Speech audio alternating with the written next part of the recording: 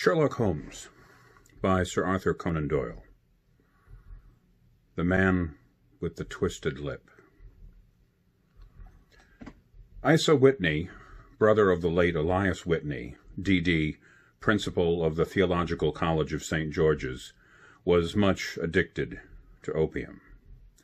The habit grew upon him, I understand, from some foolish freak when he was at college, for having read De Quincey's description of his dreams and sensations, he had drenched his tobacco with laudanum, in an attempt to produce the same effects.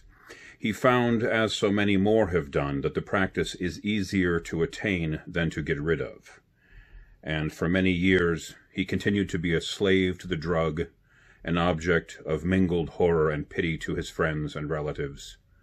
I can see him now, with yellow, pasty face, drooping lids, and pinpoint pupils, all huddled in a chair, the wreck and ruin of a once noble man. One night, it was in June '89, there came a ring to my bell, about the hour when a man gives his first yawn, and glances at the clock. I sat up in my chair, and my wife laid her needlework down in her lap and made a little face of disappointment. "A patient," she said. "You'll have to go out."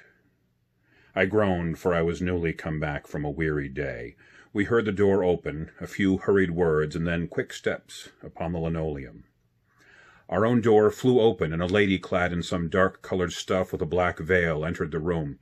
"You will excuse me calling so late," she began, and then suddenly, losing her self-control, she ran forward, threw her arms around my wife's neck, and sobbed upon her shoulder. "Oh, I'm in such trouble," she cried. "I do so want a little help." "Why," said my wife, pulling up her veil, "it is Kate Whitney. How you startled me, Kate. I had not an idea who you were when you came in." "I didn't know what to do, so I came straight to you." That was always the way. Folk who were in grief came to my wife like birds to a lighthouse. "It was very sweet of you to come. Now you must have some wine and water, and sit here comfortably, and tell us all about it, or should you rather that I sent James off to bed?" "Oh, no, I want the doctor's advice and help, too. It's about Isa. He has not been home for 2 days. I am so frightened about him." It was not the first time that she had spoken to us of her husband's trouble, to me as a doctor, to my wife as an old friend and school companion. We soothed and comforted her by such words as we could find. Did she know where her husband was? Was it possible that we could bring him back to her?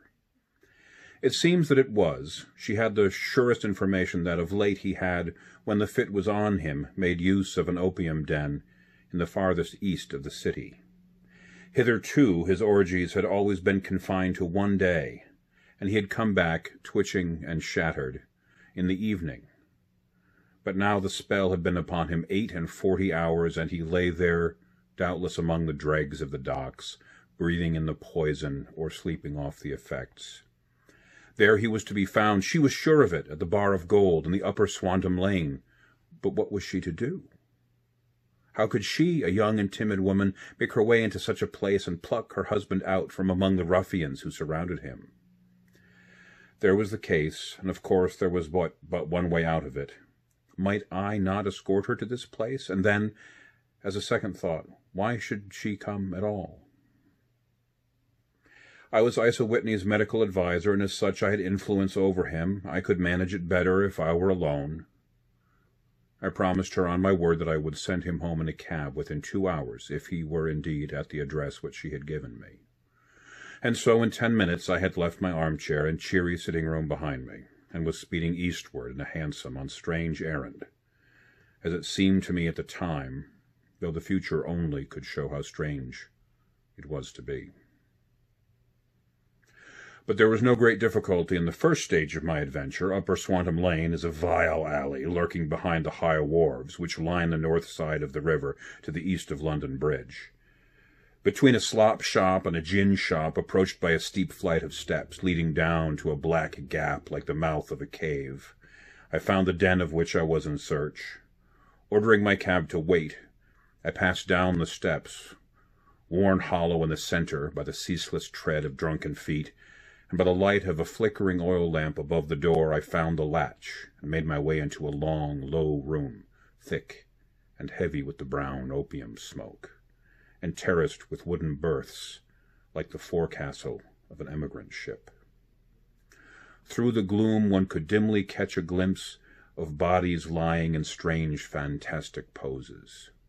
Bowed shoulders, bent knees, heads thrown back, and chins pointing upward, with here and there a dark, lackluster eye turned upon the newcomer.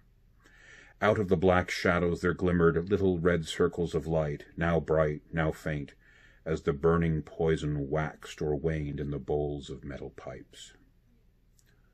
The most lay silent, but some muttered to themselves, and others talked together in strange, low, monotonous voice, their conversation coming in gushes, and then suddenly tailing off into silence, each mumbling out his own thoughts, and paying little heed to the words of his neighbor. At the farther end was a small brazier of burning charcoal, besides which, on a three-legged wooden stool, there sat an old, tall, thin man with his jaw resting upon his two fists and his elbows upon his knees, staring into the fire. As I entered, a sallow Malay attendant had hurried up with a pipe for me and a supply of the drug, beckoning me to an empty berth. "Thank you, I have not come to stay," said I. "There is a friend of mine here, Mr. Isa Whitney, and I wish to speak with him." There was a movement and an exclamation from my right, and peering through the gloom I saw Whitney, pale, haggard, and unkempt, staring out at me. "My God, it's Watson," said he. He was in a pitiable state of reaction, with every nerve in a twitter. "I say, Watson, what o'clock is it?" "Nearly 11. "Of what day?" "Of Friday, June 19th. "Good heavens, I thought it was Wednesday." "It is Wednesday. What do you want to frighten a chap for?" He sank his face onto his arms and began to sob in a high treble key. "I tell you that it is Friday, man. Your wife has been waiting this 2 days for you. You should be ashamed of yourself." "So I am. But you've got mixed, Watson, for I've only been here a few hours. 3 pipes, four pipes, I forget how many. But I'll go home with you. I wouldn't frighten Kate, poor little Kate. Give me your hand. Have you a cab?" "Yes, I have one waiting." "Then I shall go in it. But I must owe something. Find what I owe, Watson. I am all off color. I can do nothing for myself." I walked down the narrow passage between the double row of sleepers, holding my breath to keep out the vile, stupefying fumes of the drug, and looking about for the manager. As I passed the tall man who sat by the brazier, I felt a sudden pluck at my skirt, and a low voice whispered, "Walk past me, and then look back at me." The words fell quite distinctly upon my ear. I glanced down. They could only have come from the old man at my side, and yet he sat now as absorbed as ever, very thin, very wrinkled, bent with age, an opium pipe dangling down from between his knees, as though it had dropped in sheer lassitude from his fingers. I took 2 steps forward and looked back. It took all my self-control to prevent me from breaking out into a cry of astonishment. He had turned his back so that none could see him but I. His form had filled out, his wrinkles were gone, the dull eyes had regained their fire, and there, sitting by the fire, and grinning at my surprise, was none other than Sherlock Holmes. He made a slight motion to me to approach him, and instantly, as he turned his face half round to the company once more, subsided into a doddering, loose-lipped senility. "Holmes," I whispered, "what on earth are you doing in this den?" "As low as you can," he answered. "I have excellent ears. If you would have the great kindness to get rid of that sottish friend of yours, I should be exceedingly glad to have a little talk with you. I have a cab outside." "Then pray send him home in it. You may safely trust him, for he appears to be too limp to get into any mischief. I should recommend you also to send a note by the cabman to your wife to say that you have thrown in your lot with me. If you will wait outside, I shall be with you in 5 minutes." It was difficult to refuse any of Sherlock Holmes' requests, for they always were so exceedingly definite, and put forward with such a quiet air of mastery. I felt, however, that when Whitney was once confined to the cab, my mission was practically accomplished, and for the rest, I could not wish anything better than to be associated with my friend in one of those singular adventures, which were the normal condition of his existence. In a few minutes I had written my note, paid Whitley's bill, led him out to the cab, and seen him driven through the darkness. In a very short time a decrepit figure had emerged from the opium den, and I was walking down the street with Sherlock Holmes. For 2 streets he shuffled along with bent back and uncertain foot. Then, glancing quickly around, he straightened himself out and burst into a hearty fit of laughter. "I suppose, Watson," said he, "that you imagine that I have added opium smoking to cocaine injections and all the other little weaknesses on which you have favored me with your medicinal views. I was certainly surprised to find you there, but not more so than I to find you. I came to find a friend, and I to find an enemy." An enemy? Yes, one of my natural enemies, or shall I say, my natural prey. Briefly, Watson, I am in the midst of a very remarkable inquiry, and I have hoped to find a clue in the incoherent ramblings of these sots, as I have done before now. Had I been recognized in that den, my life would not have been worth an hour's purchase, for I have used it before now for my own purposes, and the rascally Lascar who runs it has sworn to have vengeance upon me. There is a trap-door at the back of that building near the corner of Paul's Wharf, which could tell some strange tales of what has passed through it upon moonless nights. What? You do not mean bodies? Aye, bodies, Watson. We should be rich men if we had £1,000 for every poor devil who has been done to death in that den. It is the vilest murder trap on the whole riverside, and I fear that Neville St. Clair has entered it, never to leave it more. But our trap should be here.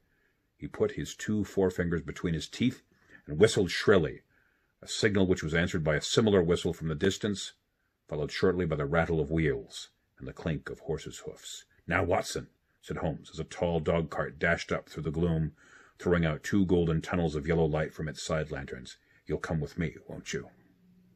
"If I can be of use." "Oh, a trusty comrade is always of use, and a chronicle more so. My room at the Cedars is a double-bedded one." "The Cedars?" "Yes, that is Mr. St. Clair's house. I am staying there while I conduct the inquiry." "Where is it, then?" "Near Lee in Kent. We have a 7-mile drive before us." "But I am all in the dark." "Of course you are. You'll know all about it presently. Jump up here." "All right, John, we shall not need you. Here's half a crown. Look out for me tomorrow about 11. Give her head. So long, then." He flicked the horse with his whip, and we dashed away through the endless succession of sombre and deserted streets, which winded gradually until we were flying across a broad balustrated bridge with the murky river flowing sluggishly beneath us. Beyond lay another dull wilderness of bricks and mortar, its silence broken only by the heavy, regular footfall of the policeman or the songs and shouts of some belated party of revelers. A dull wrack was drifting slowly across the sky, and a star or two twinkled dimly here and there through the rifts of the clouds. Holmes drove in silence, with his head sunk upon his breast, and the air of a man who was lost in thought, while I sat beside him, curious to learn what this new quest might be, which seemed to tax his powers so sorely, and yet afraid to break in upon his current thoughts. We had driven several miles, and were beginning to get to the fringe of the belt of suburban villas, when he shook himself, shrugged his shoulders, and lit up his pipe with the air of a man who has satisfied himself that he is acting for the best. "You have a grand gift of silence, Watson," said he. "It makes you quite invaluable as a companion. Upon my word, it's a great thing for me to have someone to talk to, for my own thoughts are not over-pleasant. I was wondering what I should say to this dear woman tonight when she meets me at the door. You forget I know nothing about it. I shall just have time to tell you the facts of the case before we get to Lee. It seems absurdly simple, and yet, somehow, I can get nothing to go upon. There's plenty of thread, no doubt, but I can't get to the end of it in my head. Now, I'll state the case to you clearly and concisely, and, Watson, maybe you can see a spark where all is dark to me." "Proceed, then." "Some years ago, to be definite, in May 1884, there came to Lee a gentleman, Neville St. Clair by name, who appeared to have plenty of money.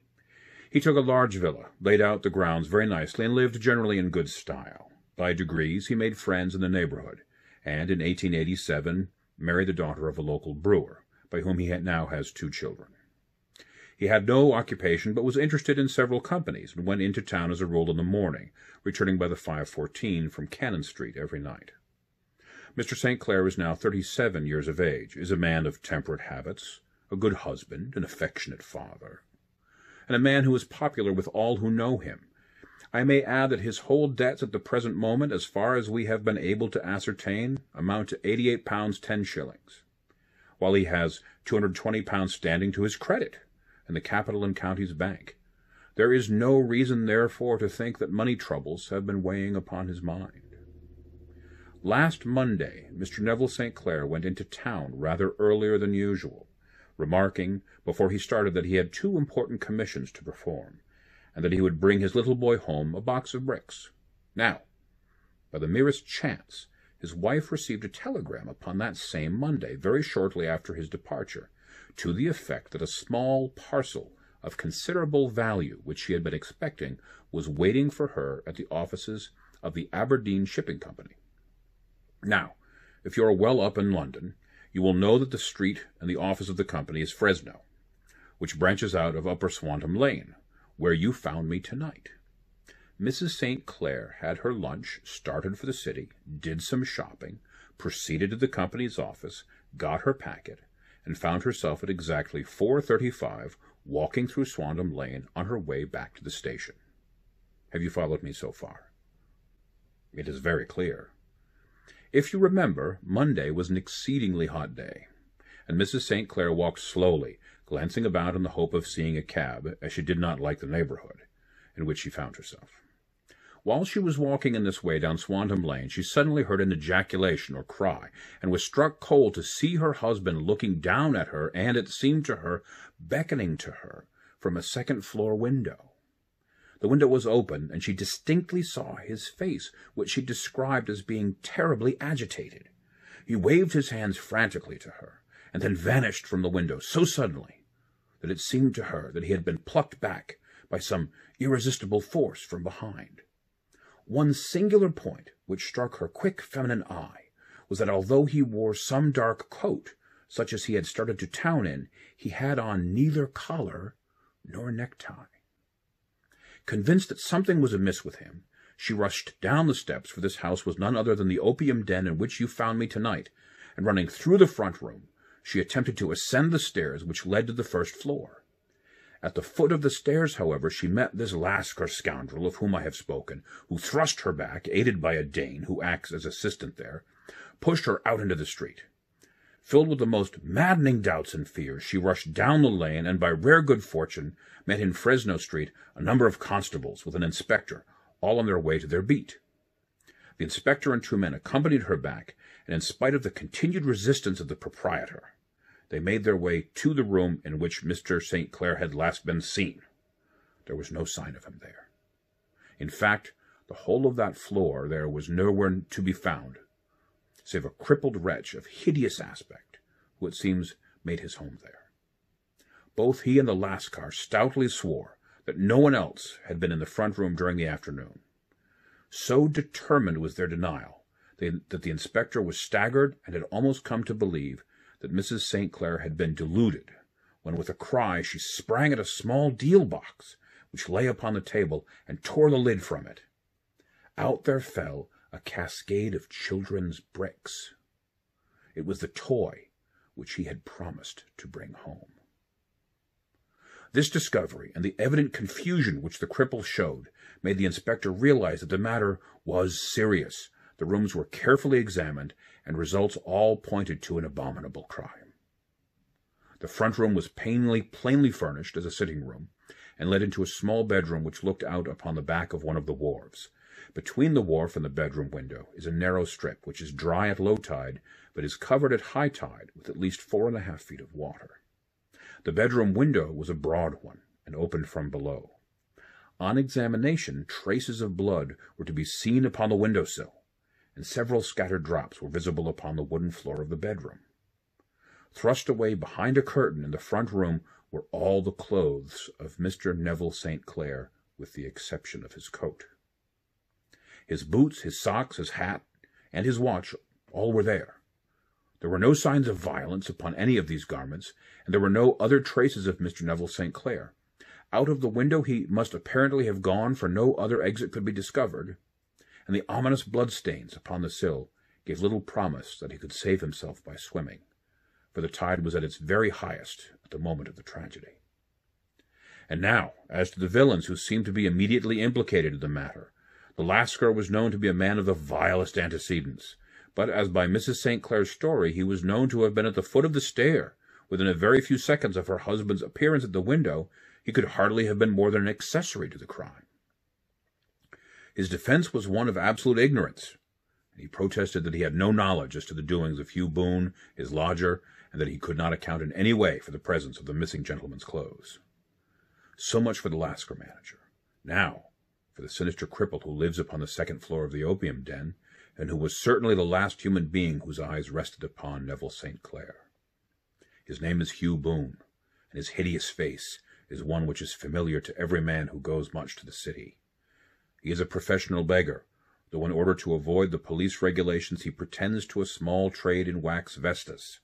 Some little distance down Threadneedle Street, upon the left-hand side, there is, as you may have remarked, a small angle in the wall. Here it is that this creature takes his daily seat, cross-legged, with his tiny stock of matches on his lap. And as he is a piteous spectacle, a small rain of charity descends into the greasy leather cap which lies upon the pavement beside him. I have watched the fellow more than once before I thought of him making his professional acquaintance, and I have been surprised at the harvest which he has reaped in a short time. His appearance, you see, is so remarkable that no one can pass him by without observing him. A shock of orange hair, a pale face disfigured by a horrible scar, which, by its contraction, has turned up the outer edge of his upper lip, a bulldog chin, and a pair of very penetrating dark eyes, which present a singular contrast to the color of his hair. All these mark him out from amid the common crowd of mendicants, and so too does his wit, for he is ever ready with a reply to any piece of chaff which may be thrown at him by the passers-by. This is the man whom we now learn to have been the lodger at the opium den, and to have been the last man to see the gentleman of whom we are in quest. But a cripple, said I, what could he have done single-handed against a man in the prime of life? He is a cripple in the sense that he walks with a limp, but in other respects he appears to be a powerful and well-matured man. Surely your medical experience would tell you, Watson, that weakness in one limb is often compensated for by exceptional strength in the others. Pray continue your narrative. Mrs. St. Clair had fainted at the sight of the blood upon the window, and she was escorted home in the cab by the police, as her presence could be of no help to them in their investigations. Inspector Barton, who had charge of the case, made a very careful examination of the premises, but without finding anything which threw any light upon the matter. One mistake had been made in not arresting Boone instantly, as he was allowed some minutes during which he might have communicated with his friend the Lascar. But this fault was soon remedied, and he was seized and searched without anything being found which could incriminate him. There were, it was true, some bloodstains upon his right shirt-sleeve, but he pointed to his ring finger, which had been cut near the nail, and explained that the bleeding came from there, adding that he had been to the window not long before, and that the stains which had been observed there came doubtless from the same source. He denied strenuously having ever seen Mr. Neville St. Clair, and swore that the presence of the clothes in his room was as much a mystery to him as it was to the police. As to Mrs. St. Clair's assertion that she had actually seen her husband at the window, he declared that she must have either been mad or dreaming. He was removed, loudly protesting, to the police station, while the inspector remained upon the premises, in the hope that the ebbing tide might afford some fresh clue. And it did, though they hardly found upon the mud-bank what they had feared to find. It was Neville St. Clair's coat, and not Neville St. Clair, which lay uncovered as the tide receded. And what do you think they found in his pockets? I cannot imagine. No, I don't think you would guess. Every pocket stuffed with pennies and halfpennies, 421 pennies and 270 halfpennies. It was no wonder that it had not been swept away by the tide, but a human body is a different matter. There is a fierce eddy between the wharf and the house, It seemed likely enough that the weighted coat had remained when the stripped body had been sucked away into the river. But I understand that all the other clothes were found in the room. Would the body be dressed in a coat alone? No, sir, but the facts might be met speciously enough. Suppose that this man Boone had thrust Neville St. Clair through the window. There is no human eye which could have seen the deed. What would he do then? It would, of course, instantly strike him that he must get rid of the telltale garments. He would seize the coat, then, and be in the act of throwing it out, when it would occur to him that it would swim and not sink. He has little time, for he has heard the scuffle downstairs when the wife tried to force her way up, and perhaps he has already heard from his Lascar confederate that the police are hurrying up the street. There is not an instant to be lost. He rushes to some secret hoard where he has accumulated the fruits of his beggary. He stuffs all the coins upon which he can lay his hands into the pockets, to make sure of the coat's sinking. He throws it out, and would have done the same with the other garments had he not heard the rush of steps below, and only just had time to close the window when the police appeared. It certainly sounds feasible. Well, we will take it as a working hypothesis, for want of a better. Boone, as I have told you, was arrested and taken to the station, but it could not be shown that there had never been before anything against him. He had for years been known as a professional beggar, but his life appeared to have been a very quiet and innocent one.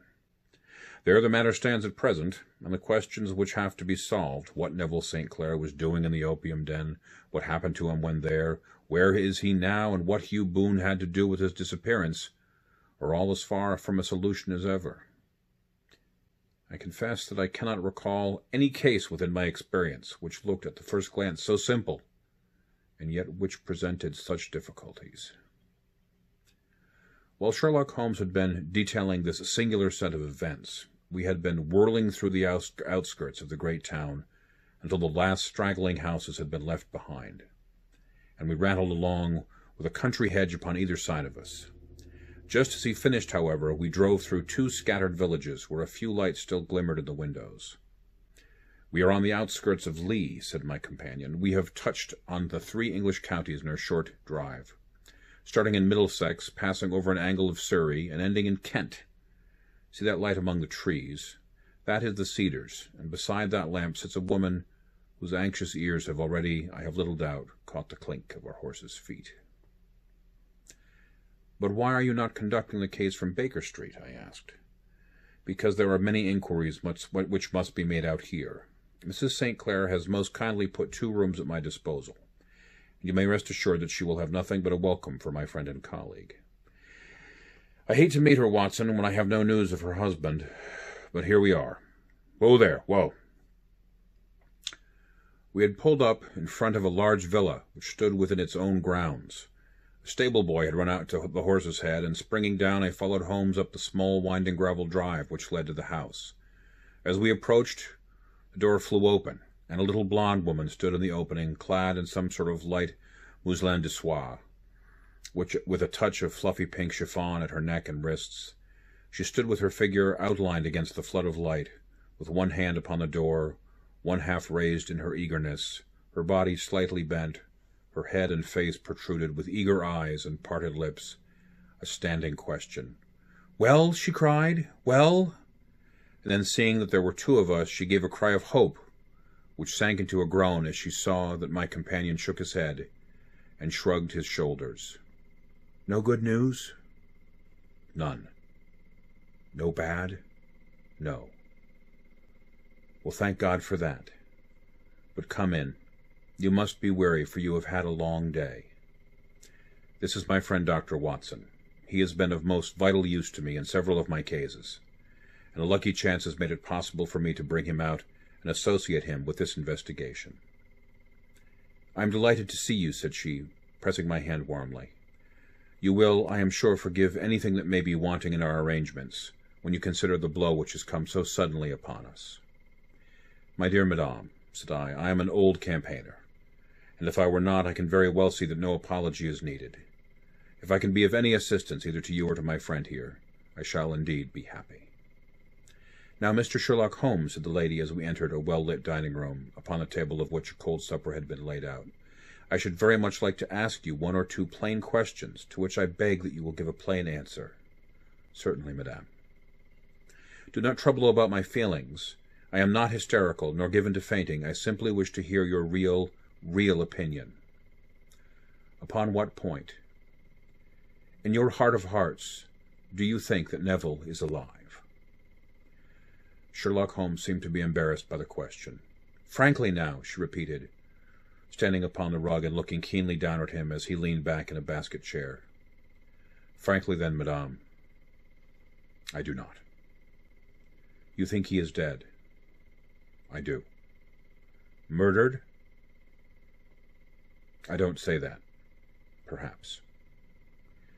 And on what day did he meet this death? On Monday. Then perhaps, Mr. Holmes, you will be good enough to explain how it is that I received a letter from him today. Sherlock Holmes sprang out of his chair as if he had been galvanized. What? He roared. Yes, today, she stood smiling, holding up a little slip of paper in the air. May I see it? Certainly. He snatched it from her in his eagerness and smoothed it out upon the table. He drew it over the lamp and examined it intently. I had left my chair and was gazing down at it over his shoulder. The envelope was a very coarse one and was stamped with the Gravesend postmark, and with the date of that very day, or rather of the day before, for it was considerably after midnight. Coarse writing, murmured Holmes. Surely this is not your husband's writing, madam. No, but the enclosure is. I perceive also that whoever addressed the envelope had to go and inquire as to the address. How can you tell that? The name, you see, is in perfectly black ink, which has dried itself. The rest is of the grayish color, which shows that blotting paper has been used. If it had been written straight off and then blotted, none would be of a deep black shade. The man has written the name, and there has been a pause before he wrote the address, which can only mean that he was not familiar with it. It is, of course, a trifle, but there is nothing so important as trifles. Let us now see the letter. Ha! There has been an enclosure here. Yes, there was a ring, his signet ring. And you are sure that this is your husband's hand? One of his hands. One? His hand, when he wrote hurriedly, is very unlike his usual writing, and yet I know it well. Dearest, do not be frightened. All will come well. There is a huge error which it may take some little time to rectify. Wait in patience. Neville. Written in pencil upon the flyleaf of a book, octavio size, no watermark. Hum. Posted today in Gravesend by a man with a dirty thumb. Ha! And the flap has been gummed, if I am not very much in error, by a person who had been chewing tobacco. You have no doubt that it's your husband's hand, madam. None. Neville wrote those words. And they were posted today at Gravesend. Well, Mrs. St. Clair, the clouds lighten, though I should not venture to say that the danger is over. But he must be alive, Mr. Holmes, unless this is a clever forgery to put us on the wrong scent. The ring, after all, proves nothing. It may have been taken from him. No, no, it is his very own writing. Very well. It may, however, have been written on Monday and only posted today. That is possible. If so, may have happened in between. And that is enough for one night. We'll finish tomorrow.